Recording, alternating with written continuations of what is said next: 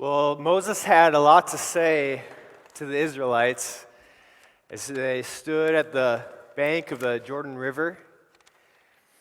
They were about to enter the promised land, this new land, and Moses was using this opportunity to exhort this people, saying essentially, when you enter into this new land, this promised land, you are to be a new kind of people. Specifically, you are to be God's people in this new land.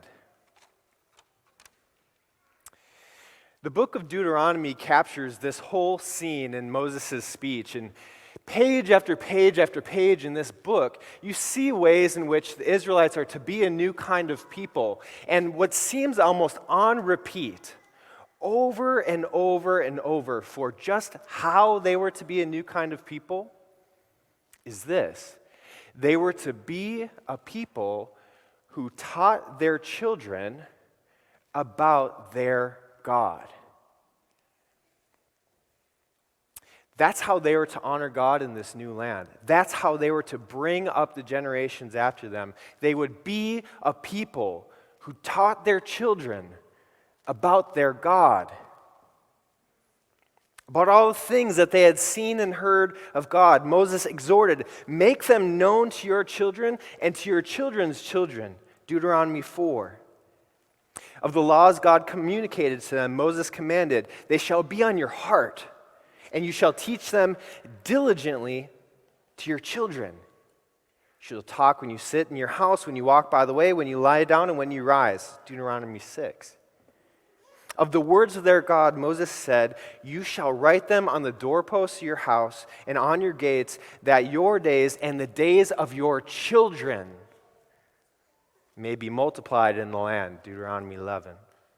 This, teaching their children about their God, was to be of massive importance to them. And it is to be of massive importance to us. Because our children are, just like their children were, living with hearts that naturally move away from their God. Our children are, just as their children were, living in a world all too eager to move away from its God. And so, we need as parents, just as they needed as parents, to teach them toward their God.